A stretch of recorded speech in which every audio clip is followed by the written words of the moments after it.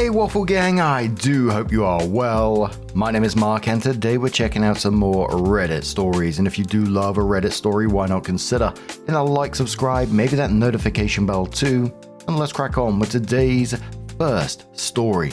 Much love guys. Now today's first story comes from Full Act 7668 from the Relationship Advice subreddit, and it says my 37 female husband, 38 male, was fired for sexual harassment. Ooh. I, 37 female, have been married for 8 years to my husband, 38 male, who we have 2 kids together. Last week, my husband was fired for sexual harassment.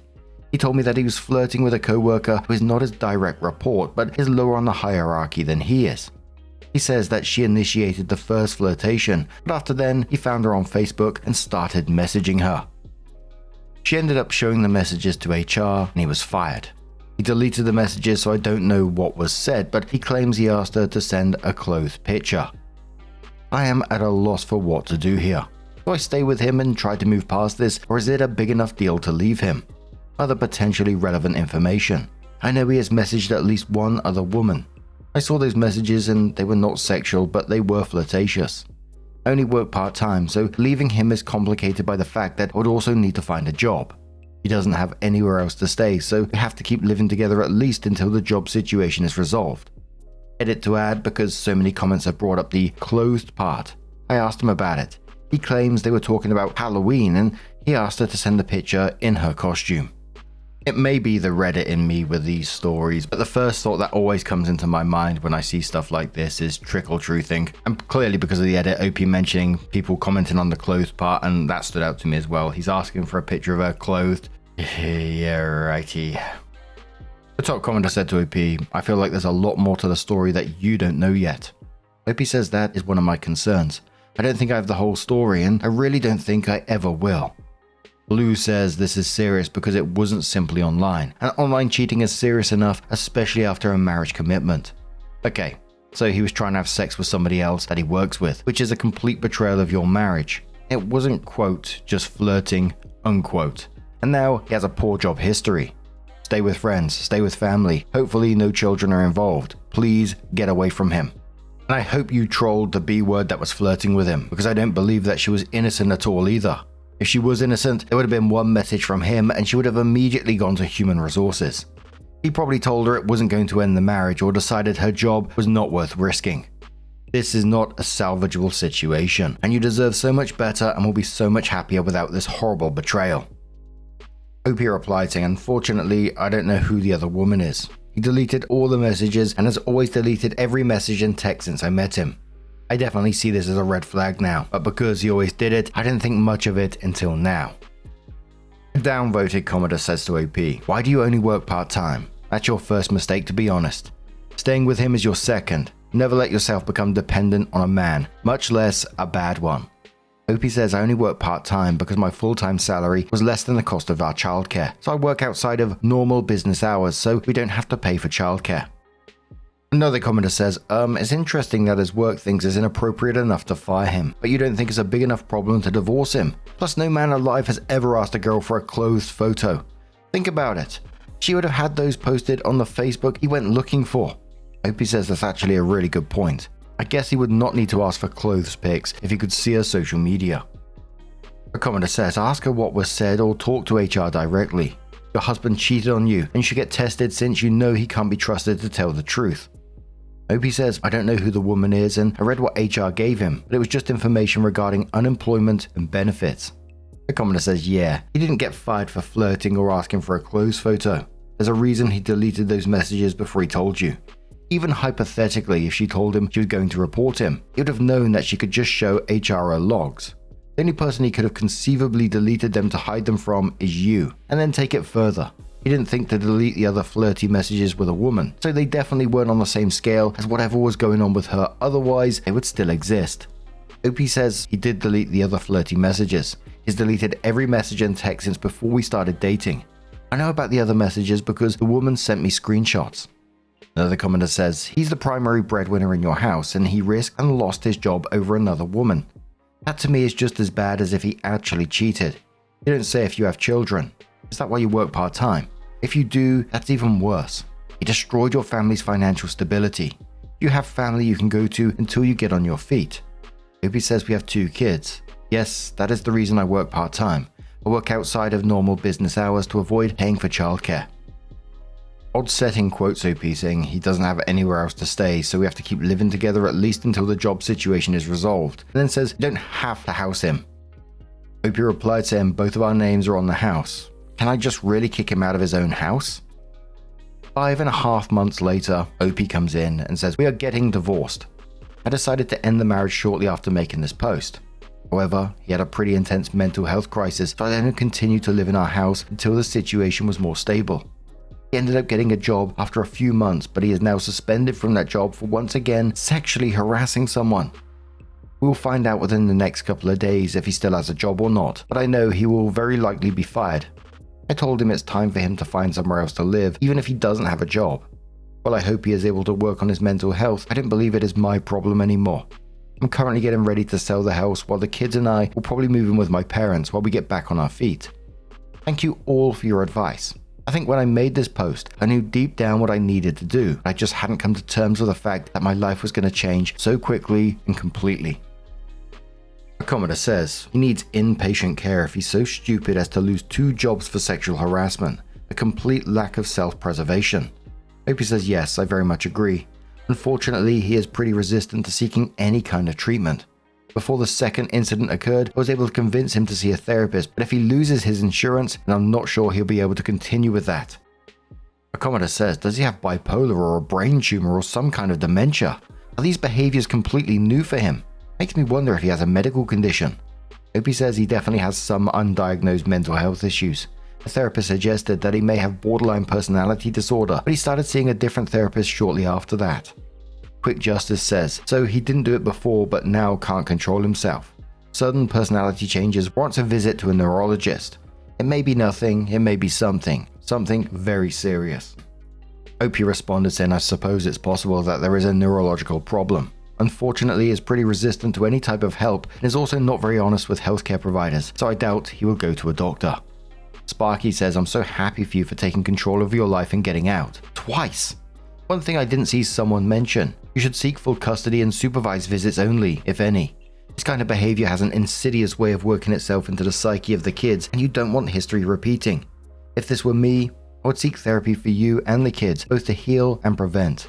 Opie says I'm seeking full custody and so far has not fought me on that. And one more comment from Canadian Jedi Council who says, not really your problem anymore, but maybe his parents should take him to a doctor to make sure he doesn't have a tumor or something, unless he's always been a creep. Opie says he has not, to my knowledge, always been a creep, but he is not on good terms with his family. I will suggest to him that he discuss these issues with a doctor, but he has always been resistant to any sort of medical help, so I don't think he will follow through. And there was lots of people talking about mental health issues, brain tumors, etc. Other people saying, some people are arseholes and they're just being arseholes. Whilst other commenters were saying his mental health is his responsibility, even while married. But what do you guys make of this situation? Let us know your thoughts down in the comments below. And let's move on to another story. Now our next story comes from Queasy Spring 4039 from the Am I the Arsehole? Would I be the Arsehole public subreddit. And it says, this hair clip can't be innocent, can it? So this started Friday morning, and I still haven't gotten a straight answer or even any real acknowledgement. I, 30 female, been dating my boyfriend, let's call him Dave, 31 male, for 2 years. That morning, I found a hair clip clipped to his dresser. Not mine, definitely not mine. I have blonde, straight/wavy hair. This hair was dark and coarse. The clip had product on it. I don't wear that kind. I didn't bring it and don't wear cream, gel/product. I've never seen it before. I asked him, whose is this? His response, yours? With an angry tone. And I said no. And I guess maybe it belonged to his friend's girlfriend who had been over a long time ago. I call her Emily. I even offered to text her and ask her. He went silent. Then I followed up again and told him it wasn't hers. Still got no real response, just I don't know Alexis, and that was it. I asked for space because I was confused and felt like this was really shady. Since then, not a single word. Total radio silence. He didn't try to check in. Didn't offer any theories, didn't defend himself, didn't say he'd look into it. Nothing. I even called him. I was stranded and needed a ride, and he refused to pick me up.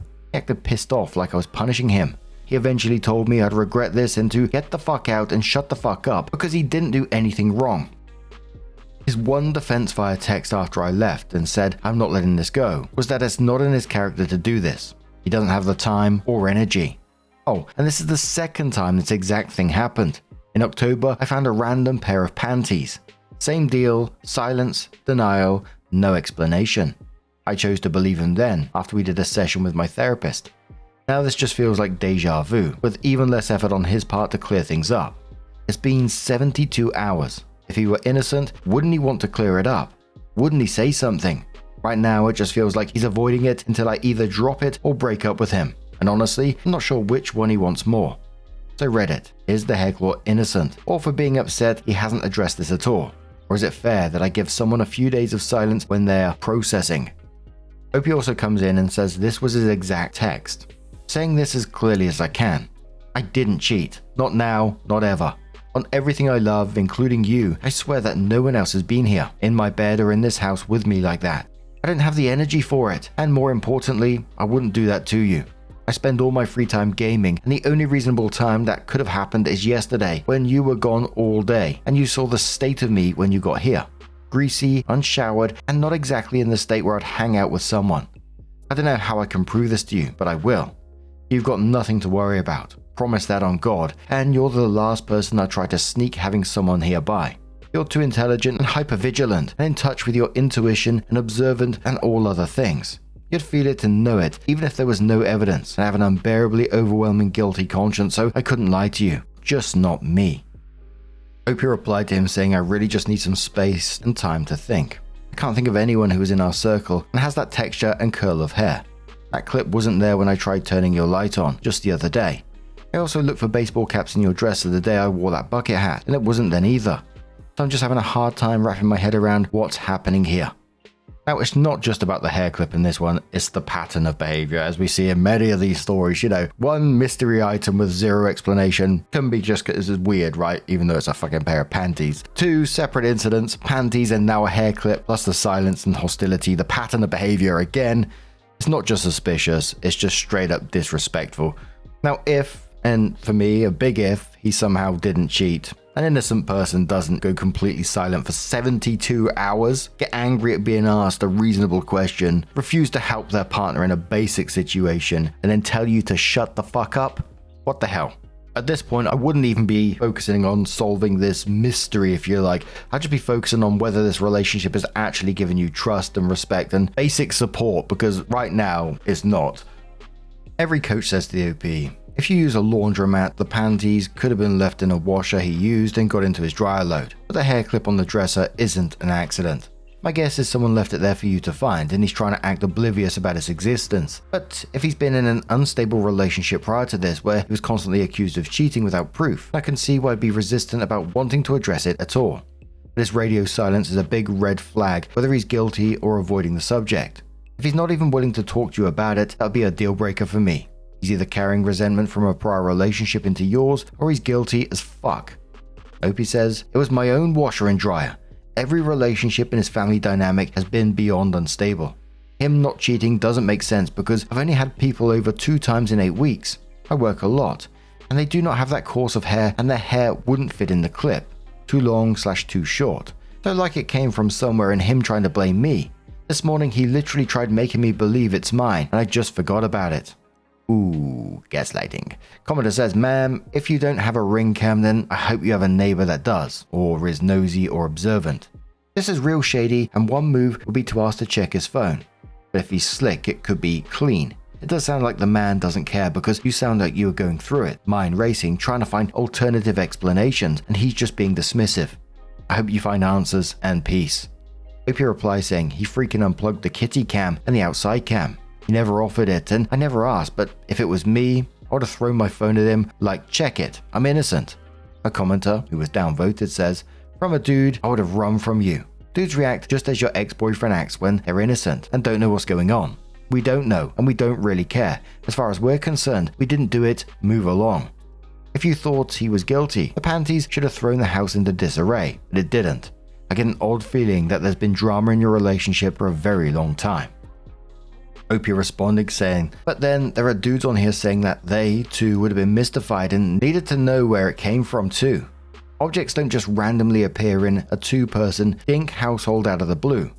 Not having any concern is weird. The panties did send the household into disarray, but the therapist's advice and how to move forward brought us back. I don't nag, don't go through his phone, don't typically live in a world of untrust. However, this and the panties is a teetering point. How could two random women's objects that are not mine be found within 8 months? I'm not sure in what reality that can just be ignored, or how I'm drama when I just need to understand what the fuck is going on. I've asked twice in person, once when I found it, once this morning, and neither time he reacted with anything but I don't know, and tried blaming me like I forgot I left it there. I wasn't home and there's no explanation. Women's items don't just appear from thin air. So Opie comes in with an update and says, so here's the update. I've barely slept since the most recent incident. This morning of 7:30 AM, he came into my room and apologized tearfully. He said he was sorry for being so angry and explained that his explosive reactions come from deeper trauma. He was bullied in 7th grade for something he didn't do, again in 9th grade by the entire school, and later by nurses at his job when someone lied about one of his patients and he ended up being bullied in that environment too. He said his anger is rooted in that same feeling, being punished for something he didn't do. He admitted he can't prove he didn't cheat, but said if I checked his gaming activity from that day, it would show he was online for nearly 16 hours. He even told me to talk to his friends who could vouch for that. He said I'd know if something happened, that I'd smell the sheets. I reminded him that the last time this happened right before my grandma's funeral. He hadn't changed the sheets then either. His response, we weren't dating. I replied, my point is you're capable. And he said, it's different now. As for the cameras being down, conveniently during the time I was gone and both items appeared, he said the Wi-Fi modem was changed because he was setting up the soundbar and didn't realize it disconnected the security system. I pushed back. He's incredibly smart and strategic. He could have even set it up ahead of time. He insisted it was just poor timing and reminded me that he told me to check the cameras himself. I told him again, he's asking me to let go of all the logic and just believe him, despite past situationship behavior, conflicting stories, and too many coincidences. I said you're asking me to close my eyes and pretend I didn't find what I found. He said he's reached out to a counselor he used to see, which I asked him to do earlier in the conversation because his anger response is not normal. I told him I still need time to think. I can't let the clip and panties go. I literally watch crime shows for fun. I need evidence to believe someone's innocent when logic and context suggest otherwise. I'm not trying to punish him by still having him move out, but I just can't silence my instincts either. So yeah, that's where I'm at. Still being gaslit? Lol. I was really starting to question myself because he ignored me for so long and didn't address any direct questions, etc. And my second thought is, the way he reacted should be a deal breaker in itself, irregardless of his trauma. A commenter points out, online gaming with no Wi-Fi. Is that possible? Opie says he changed the modem like 48 hours before the clip was found. Opie comes in with what was titled their final update and says, for the last 22 days he's been perfectly pleasant, love bombing me, giving me extra attention, sex, cuddles, going out of his way for me, and honestly, it almost worked. We were fine, keeping the peace, had all the cameras plugged back in and working again. Sure, he was still gaming basically 24/7, but whatever. Fast forward to me leaving for this trip.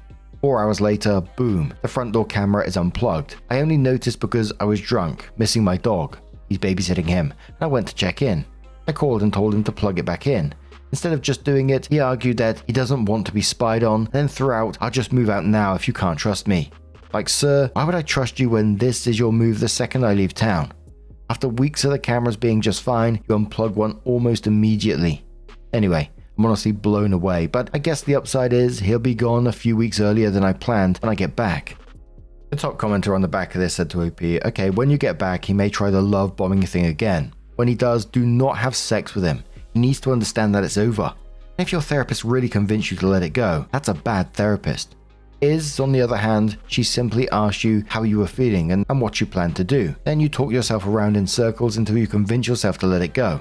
Get a new therapist anyway. You need one who's going to guide you in the work you clearly need to do on yourself. Finally, if there is a next time, remember, if you feel the need to check up on your boyfriend and watch him on camera to convince you that he's not cheating, the game is already over. Trust is gone and it's not going to come back with camera evidence, hidden or otherwise. Opie says I deeply regret the sex. It felt weird post and pre-nut, lol. He was doing all the work, if you know what I mean, and I didn't have enough of a backbone to say no, because you know, the heart isn't as smart as the brain, but I knew we were at the end. She said grey area, and I said, how the fuck is this a grey area when these literal black and white panties are in my hand? Lol. And you're absolutely right. A commenter says, I thought you already dumped him, not gonna lie. Opie says I did, but then I fucked up by giving him 6 weeks to move out so he could save up money. Commenter says, I'm confused. He went back and he tried to kiss you. Did you leave again, or are you both now living in the house? If he's still there, see if you can get some friends or family, preferably men, to basically stay over for a few days, or at least show up every day and cramp his style. You also better officially start the eviction process just in case he tries to fight you on staying. And when he finally gets out, do a sweep of the apartment to make sure he didn't leave any unwanted devices behind. He's definitely doing some kind of cheating. Opie says, so my sister went back and plugged in the camera, and he came home at 1 AM Thursday night, which is probably why he wanted that unplugged, lol. I came back from my work trip and he was still here. Noticed I was home for a few hours later, then tried greeting and kissing me. I was literally shocked. Nothing packed, he called off work Thursday night to pack and get some things aligned. He works super part-time, 1 to 2 days a week, my best friend. This morning, he's keeping to himself and gaming, lol. Like, do I understand what the fuck he thinks is going on? I mean, the guy was just a bunch of red flags, right? The random panties, the random hair clip, the cameras accidentally getting unplugged, cameras unplugged again the second you leave, he's defensive, he's angry, then suddenly sweet when he's about to lose you. That's a pattern of absolute bullshit. Hopefully he moves himself out soon and OP doesn't look back, because the only thing that's been consistent here is him acting shady as hell, right? But what do you guys make of this situation? Let us know your thoughts down in the comments below. So our next story comes from Sci-Fi Squirrel from the Today I Messed Up subreddit and says, today I messed up, I thought a cute guy was ghosting me, only to find out I was actually ghosting him. I was at a party 2 weeks ago where I only knew 2 people, when in walks this guy who immediately gave me this really big smile and I thought he was so gorgeous. We ended up talking in the same circle and he introduces himself. We started chatting and quickly find the circle around us has disappeared and it's just us. He's so smart, his smile is outrageously cute, and I love how he seems laser focused on me instead of one of the many attractive women that have now joined the party and are now talking about their cool Raya dates. As the night wore on, I found myself talking to various different groups, but each time this guy would appear again and we'd end up just talking to each other again. Someone who neither of us knew came up and said we made an attractive couple, and realized how somehow in the span of 2 hours we're already acting like a couple. I wasn't just being sexually attracted to him. I felt so comfortable around him and he was so attentive to my needs. I told him offhand I had allergies to the dog at the party. Hours later, when I started sneezing, he immediately knew why and moved us outside. His smile was the thing that immediately caught my attention, but it was the thoughtfulness that made it so at the end of the night we catch an Uber home together and end up kissing. Before the Uber drops him off, I give him my number. Sunday comes, don't hear from him. Okay, I get it. We both got home at 4 AM and I too just wanted to sleep the day away. Monday comes, silence. Tuesday, even more silence. I know I've read about how it is uncool to text a girl immediately because you want to seem super cool and wanted, but we're both in our mid-30s and I hope realize that these mind games are bullshit. If you like someone, text them when you can. Life is too short to be with people half interested in you. Wednesday comes and I'm a mixture of angry and over it and insecure at the same time. How dare he lead me on like this? Well, I guess I'm glad I only wasted one night on this arsehole. Was I not pretty enough? All these thoughts raced through my head and coalesced into me typing his name and workplace into Google to see if I can find him. Turns out, it was incredibly easy to find. I was planning on just looking at him because I missed his face, but I accidentally clicked the link that brought me to his LinkedIn page. Yikes. Now he'll know that I stalked him, which made me feel even worse. I probably looked crazy. Well, since I was on his page, I guess I'd looked at where he had worked. Maybe he wasn't really interesting and I'd feel better about him ghosting me. Nope, turns out he's not only very smart but also humble because his resume listed a dozen different cool jobs, impressive schools he's attended, things he's worked on. Great. I probably wasn't impressive enough for him. About 30 minutes later, he friends me on LinkedIn but seemed surprised that I was reaching out. He'd evidently text me that night and again the next day, only to not hear anything back. I had ghosted him. And this is how we found out about my fuck up. When I gave him my number, turns out I was off by a digit. Turns out tipsy me isn't so great at typing or proofreading. If I hadn't been a creepy LinkedIn stalker, it could have been months, if ever, before we would have seen each other again. Right now we're laughing about it and setting up our first real date. Wish me luck, Reddit. Oh, this is cute. So a year later, Opie came in with an update and says, a year ago, I met a cute guy at a party. Accidentally gave him the wrong number, then found him again on LinkedIn. The last post stopped at the point where I'd now given him my correct phone number. We decided for our first date to walk around a park near the city, then grab a drink. I was anxious as soon as the date was set.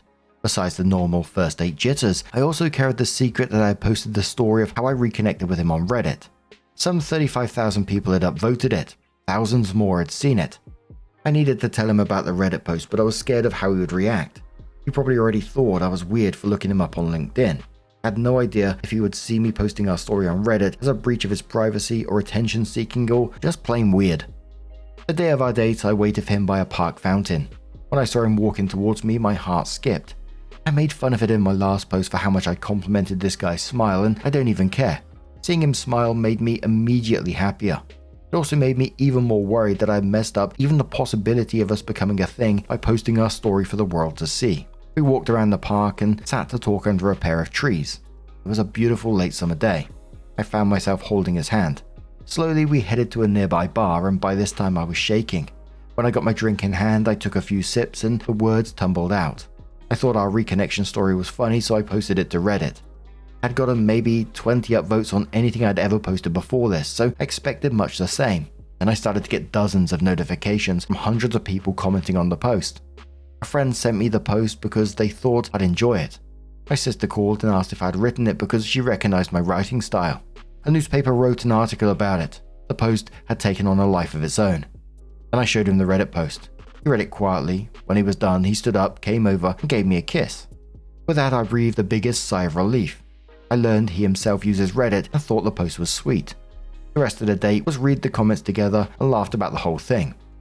Later that week, he came over to my apartment and we cooked dinner together and talked more. Our conversation turned to the fact that neither of us liked casually dating multiple people at the same time. We didn't know exactly what this was yet, but we knew we already liked each other. With that, it seemed we were dating. The first few weeks of dating sped by, filled with apple picking, hiking, and many soup dumplings. I learned at late night karaoke that he has a beautiful singing voice, and he learned that I definitely did not. Lol. I told a friend later that we were dating and she asked yes, but is he your boyfriend? Evidently, in this new world of constant casualness, you could be monogamously dating just for the fun of it, but becoming a boyfriend or girlfriend meant you saw this person as someone really important. In previous relationships, I had felt like I was supposed to wait until the guy said he wanted to be with me, and it would look desperate to say, I love you before the guy did. This relationship felt different. There was no feeling that he was waiting to text me back to look cooler and more unavailable. There was no avoidance of talk about the future. It felt like just two people that were enjoying learning about each other, which in turn made me feel comfortable being open and honest with him. So after 6 weeks of dating, but maybe not being my boyfriend, I wrote my feelings down on a card and asked him to be my official boyfriend, and he accepted. The rest of the year has been filled with adventures to foreign places where I proceeded to get us lost, twice, in a place after dark with no streetlights. Still sorry about that one, babe. And many trips to the grocery store that were thankfully a little less tumultuous. We've danced late into the night at concerts and cuddled in bed watching TV. We just finished AITAH: The Last Airbender, the animated series. I've fallen asleep on his chest to the sound of pattering rain. My last thoughts at the brink of sleep, I never felt so safe. I've woken up next to him and looked over at his face that looks so young and relaxed in sleep, but the hair that falls over his face already has some grey in it. Seeing it fills me with sadness that our time together on this planet is finite. Over the last year, he has shown me in 1,000 small ways that he is not only a great boyfriend but a thoughtful friend and a caring son. My friends and family love him, and that makes me love him all the more. He makes me feel heard and seen and builds me up in a way that makes me feel like the best version of myself around him. He's brilliant and competent at his job, which is sexy as hell. He's serious enough to have his finances in order, but will still let loose and do silly dance moves with me while we're cooking breakfast. He's very clean, so I've never once felt like I shouldered the burden of housekeeping. I'm actually messier than him. I've put a lot of effort into being cleaner out of respect. Not once has he raised his voice, and throughout this whole year, I don't think we've gotten into an argument. This relationship feels healthy and happy and calm. I got a few comments from my last post that looking up someone on LinkedIn when they haven't texted is crazy. Please know that if he had turned me down on LinkedIn, I would have respected this and not contacted him further. It is just within a few hours of meeting this man, he felt inexplicably important to my life. I'm glad I trusted my gut to try and find him. This last part is to my boyfriend, who wanted to be surprised by what I wrote. Over the last year, you've become my favorite person and my best friend. I'm so grateful that I met you, and grateful for each day I get to wake up next to you. I can't wait to see what this next year brings for us. I love you very much. So 2 years later, OP went into the subreddit engagement rings and said, help me find the ring of my dreams, and says, hey there, my fiance, actually already asked the question, but we didn't want to tell others until I have a ring. It's totally my fault since I'm both picky and indecisive, so I'm hoping you'll help me. Wants, white gold. 2, pave is it? Preferably with mill grain on the edges. 3, tapered cathedral setting, preferably lower set. 4, lab oval diamond, around 1.75 carats. Excellent cut and as close to colorless as possible. 5, 1.8 to 2mm band. And 6, prong style, 6 claw style prongs around the diamond. Does anyone know a jeweler that can help me in the New York City area? I'd ideally love the budget to stick around $3,500. I'd love to work with a smaller jeweler if possible. And someone suggests where to go. Then OP updated in another subreddit, which was r/name-nerds, and says, my husband and I are expecting a little boy in a few months, and the only name we both seem to like is Cassian. It seems the only meaning it has is Greek for hollow or vein. We just like the way it sounds. We both live in America. I'm white and Jewish and he is Chinese. Commenter says, I personally love the name, but with it being a main character in Sarah J. Maas' book series, A Court of Thorns and Roses, I'd be worried that people will only associate the name with that. I'm a big fan of the series, so I don't think I could do it. However, it's a real name and has been around longer than the book series. Opie says, I've never heard of the series. It sounds nice though. Commenter says, I like it. It's the name of the main character in a TV show, Andor, which is in the Star Wars universe. That character was in one of the big movies too. He's a great character, actually, so the association is not bad. I also like how it sounds. I like the shortened version for shouting across a playfield. Cass. One more commenter says, I think it's a handsome name. It sounds on trend, but isn't too common, and has nice nicknames. The origin is Roman, though not Greek. Opie says, whoops, sorry, and thank you. Ending on a wholesome story. Absolutely love to see it, and it's one of those ones where they say on Reddit, time to turn off and go to sleep. Unless it's morning for you, of course. Anyway, what do you guys make of this situation? Just a huge thank you for being here today, getting involved in the stories, your love, your support, your time. It always means the absolute world to me. So thank you so much for being here. And hopefully I'm going to see you in the next one. Take care and much love.